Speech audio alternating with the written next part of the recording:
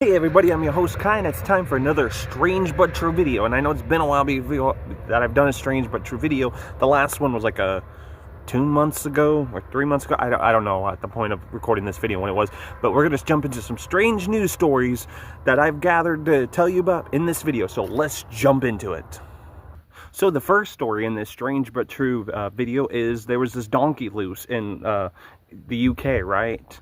In West Midland, I think, or maybe yeah, I'll leave the article in the description bar below for those of you that are watching this on YouTube. For those of you that are watching this on TikTok, I'll leave it in the description somewhere. But anyway, so this donkey gets out and is roaming the street, roaming traffic, and people like, crap, there's a donkey loose and roaming the traffic and, roaming about. So the police are called, and the police show up, and they're trying to get this donkey. And the donkey just keeps on walking around being a jackass. Get it? Being a jackass? Okay, I'll stop with the puns. So anyways, they're like, we got to get this donkey somehow. We have to get it and round it up so it can be put to where it needs to be. So they used mints. Yeah, they used mints. They used the little candy mint things to wrangle up the donkey. They couldn't find the owner, but they were able to finally catch the donkey and put the donkey where it needed to be. But yeah, imagine wrangling up the donkey with mints. I didn't know donkeys liked mints. So this story is about this person's kangaroo. Yeah, they had an exotic pet, if you want. They had a pet kangaroo for some reason. So they had this pet kangaroo, and their neighbor calls them up, and their neighbor's like, hey, your pet kangaroo's loose. And then she's like, how did my pet kangaroo get loose? So believe it or not, she also has a pet goat. Yeah, she's just like an exotic pet lover, I guess. So anyway, she has a goat. And the goat apparently knows how to open up gates. So the goat opens up the gate and lets her pet kangaroo out. And so her goat and her kangaroo were both loose. Obviously, she was able to wrangle up her goat and her kangaroo. But still, like the fact that she has a pet goat that knows how to open up gates and a kangaroo, I think she might need a lock. Just saying. Did you know that there's a underground black market, if you will, for regurgitated toes that dogs regurgitate? Apparently there is. So this woman in Australia, right? She works at this, she did work at this animal shelter, right? And somehow this dog ate toes. Now I'm curious of where the dog got the human toes to begin with. I mean, they opened an investigation, but I'm like, what did these toes come from in the first place? But apparently, on Facebook, there was this Facebook group to sell regurgitated human body parts. And this woman, while working at the animal shelter, realized this dog ate human toes and then regurgitated them back up. And she's like, I'm going to sell it for 400 Australian dollars. And guess what? Yeah, she got busted. And she got busted with these toes and whatnot. And the police are like, you were going to sell regurgitated toes. And she's like, yeah. For 400 Australian dollars. And so they arrested her and whatnot.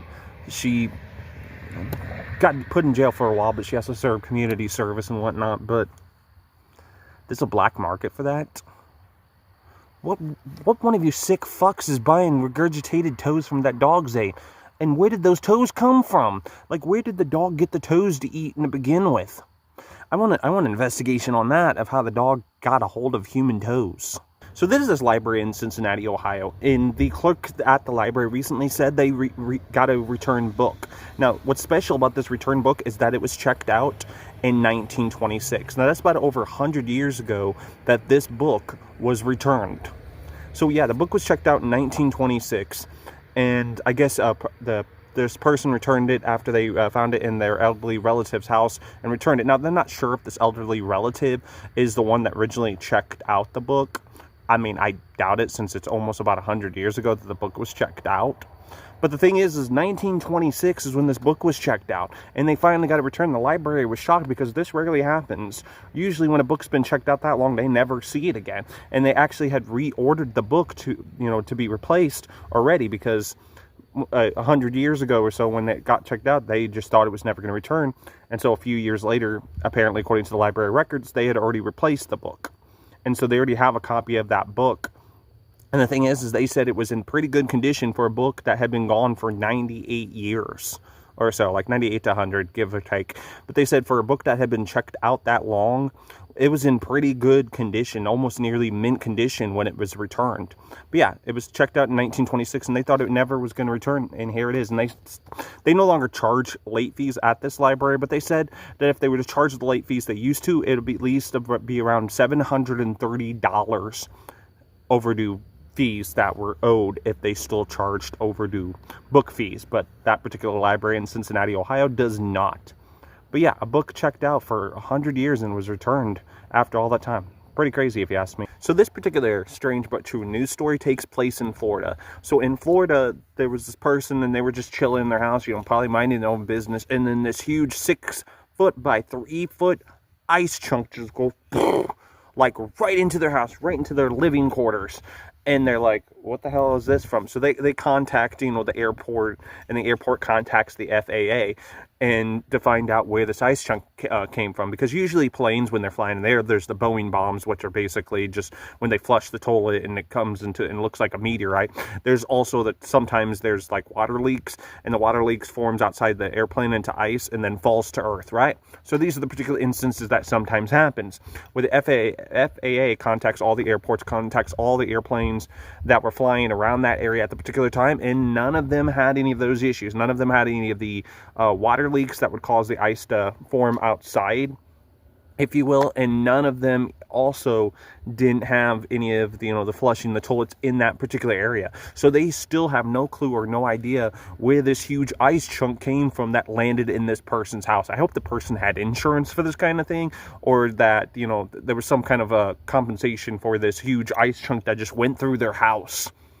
So they have no idea where it came from. So, I mean, if it didn't come from a plane or jet or anything, I'm thinking, from outer space. Not alien or anything, but perhaps some ice meteorite or some sort. Maybe there'll be some investigation done by NASA to figure out where this ice chunk came from. If I see an article later on in the future, I'll let you all know and do a video about that as well or something. But yeah, that's what this particular strange but true news story is about this ice chunk that went through somebody's house, and it didn't come from a plane or jet or anything. They have no idea where this ice chunk came from. It just came out of nowhere, it seems. Okay, so this story takes place in Australia. While this patient was unconscious, the doctor took a picture of his penis. But he didn't just take a picture of the penis. He took a picture of the swastika tattoo on the man's penis. So it's like the man had a swastika tattooed on his penis. That sounds like it was painful, for one. And for two, he was obviously a fucking racist. Not only that, the reason he was in a coma and unconscious is because he had created a pipe bomb and it blew up, and he was in like a coma for a week or some shit. So it's like he was already making a pipe bomb. So you think this guy was innocent? Like, he has a swastika tattooed on his member and he was building a pipe bomb. So really, I don't feel bad for the guy, and I don't think the doctor should have been sued. And other people might be like, well, maybe he used to be. I don't care if the guy is an ex-racist. He was a Nazi. He shouldn't have been a Nazi in the first place. So, I mean, I don't really see why the doctor was punished for that particular thing. But yeah, that's what this particular strange news story is about, is a doctor decided to take a picture of a penis. But exactly how did they know? How did he know that the patient had a, swastika on the penis to take a picture of? Like, did the pipe bomb explode to the point where, they had to take off his pants for some reason? And the doctor's like, oh, hey, there's a swastika on his penis. I'm going to take a picture of it. I don't know. Okay, so as you all know, there's been that supposed crackdown on fentanyl, right? Coming over the borders and whatnot. But the thing is they recently released stats and statistics, and there's been more eggs seized at the border than fentanyl. That's why it's in this strange, that's why it's in a strange but true video, is because, yeah, believe it or not, eggs, actually, there's been more eggs, chicken eggs, seized at the border than fentanyl. In fact, statistics show that majority of fentanyl is actually created in the United States and sold in the United States and smuggled from the United States to other countries than there is of fentanyl coming from other places. America's the big producer. But anyways, that's beside the point. But yeah, the thing is they've seized more eggs at the border than fentanyl, which, like, seizing eggs are like, oh, I see what you got in the back of your truck, buddy. Smuggling eggs over the border. You're going downtown. I get it. The reason they're seizing eggs is because, it has to go through regulations and guidelines or some shit. But I'm just saying, I think it's funny that there were more eggs seized at the border than there was fentanyl. So in the cartoons when the Roadrunner is running, and so the coyote thinks they can trick the Roadrunner, and it paints like a fake cave and whatnot, and then somehow the Roadrunner goes through it, and then the coyote runs right into the wall. Apparently, you can do that with a Tesla. Yeah. So Mark Roper, I may be pronouncing his name wrong, a YouTuber and whatnot, decided to test if a Tesla vehicle, like the self-driving ones, could actually, realize that it was a painted wall, or if it would just try to go right through it as if it wasn't. So Mark Roper set up this experiment, if you will, and he had this breakthrough wall. That way it wouldn't damage the car, and painted it to look like an actual, continuation of, that particular road, to see if it actually would, go right through it. And guess what? It did. Because apparently the AI that runs the electric vehicle that he used in the video can't tell the difference between a real road and a fake road, and it drove right through it.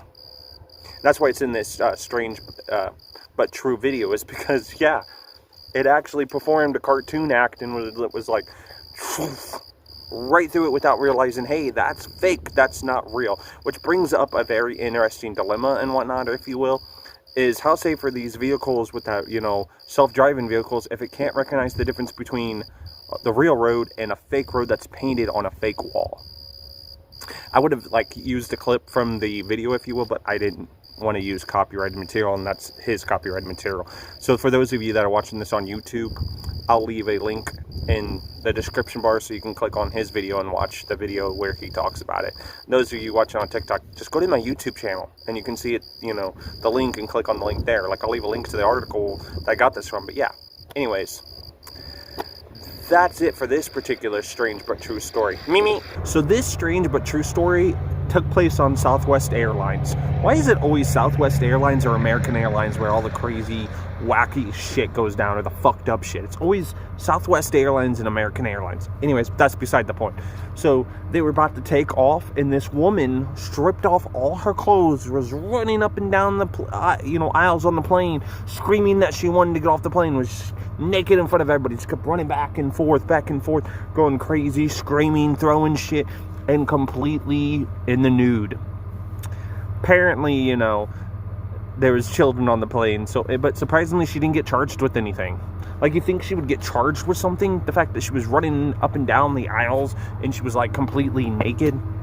But no, she wasn't charged with anything, which, I would think that'd be indecent exposure at least. But yeah, apparently, I guess the reason she wasn't charged with anything is she suffers from a mental illness, apparently, according to her records and whatnot. And the airline apologized, was like, oh, sorry that this happened and everything. Apparently, she'd been screaming to get off the airplane, so they let her off the airplane because they hadn't taken off yet. But still, that's what this strange but true, crazy-ass story was about. And for this strange but true news story, it's actually also funny, if you will. So there's this church near Lincolnshire in the UK, right? And the Lincolnshire police said that there was this display of the 10 Commandments at this church. This person stole the display. And as you all know, one of the 10 Commandments in Christianity is thou shalt not steal. And that person did steal. And I think it's funny and strange because, you know what? I'm going to steal the 10 Commandments. But it's would you steal the 10 Commandments display when one of the 10 Commandments says thou shalt not steal? So if you look up to the 10 Commandments as some kind of moral guideline, you broke the moral guideline to steal those 10 Commandments. But yeah, there's no leads on this particular, story on who stole the display and whatnot. But I just think it's funny. They're like, thou shalt not steal. Oh, yes, I shall. So everyone, that has been this episode of Strange But True. Tell me in the comment section of what you thought of any of these strange but true stories. I'd love to hear your feedback. So tell me in the comment section of what you thought of it and all that. And if you like this kind of video, make sure you hit that subscribe button and that notification bell to be notified of future Strange But True videos. Which, sorry it's taking so long for this because I've been busy working on the podcast. well, we've been busy working on the podcast, me and my co-host, and so that's why we haven't had much of the Strange But True content, because we've been working on, the podcast as well for that content. So anyways, if you want to see any of the content, you know what to do. Anyways, thank you for watching. I've been your host, Kai. Until next time, stay strange.